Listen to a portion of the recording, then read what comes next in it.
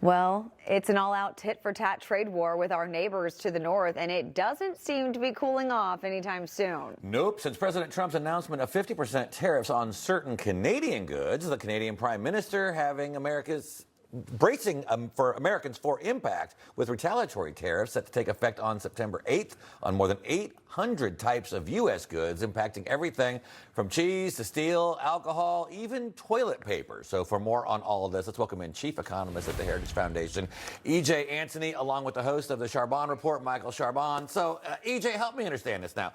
If Canada doesn't buy as much stuff from us because of tariffs, won't that increase supply, lower prices here? Well, yes, I understand tariffs coming from Canada might drive up some prices here and there, but I mean, really, how much stuff other than maple syrup do we buy from Canada?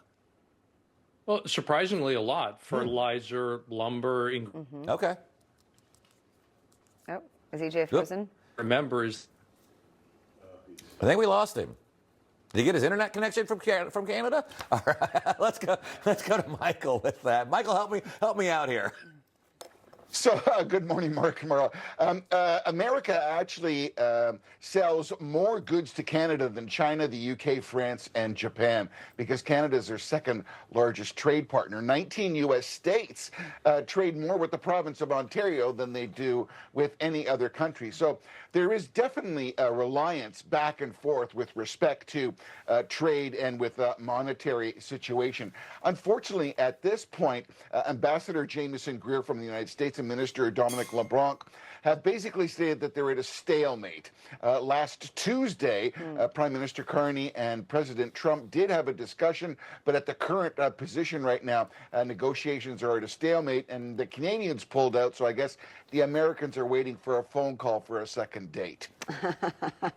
So, Michael, we know that Canada is specifically putting pressure on states with competitive midterm elections as well. Steel and aluminum products could hurt manufacturers in Michigan, while the hit on dairy products focuses on Wisconsin. Is this a long game strategy for Canada to really take a hit at Trump? Michael, I'll go to you first, and I believe we do have EJ back too.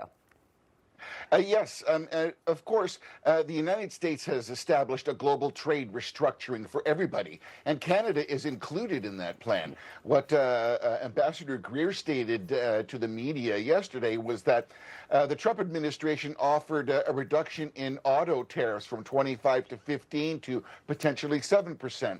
Steel and aluminum going down from 50% to 25%. So there were these elements that, as far as Ambassador Greer is concerned, was the best deal being offered to Canada.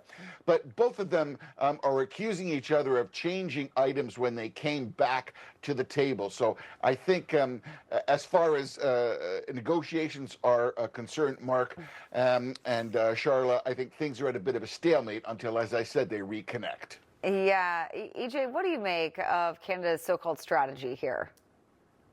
Well, I think it's largely just delaying tactics. You know, we talk about how this is some kind of full-blown trade war, right, with Canada. And the fact is, this is really just more of a skirmish. I think the full-blown trade war comes January 1st, when you're going to see high tariff rates on a lot more products. But if we look at this in terms of percentages right now, these latest tariffs are only hitting about roughly 5% of what we import from Canada and only about 6% of what Canada imports from us. So you're talking about pretty small volumes in an overall volume of trade and services that's in the ballpark of just over $1 trillion.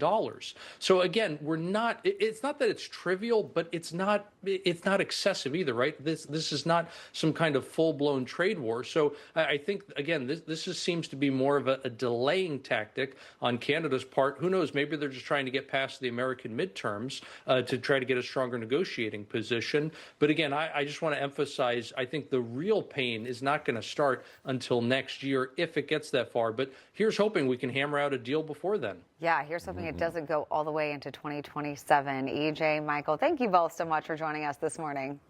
Thank you.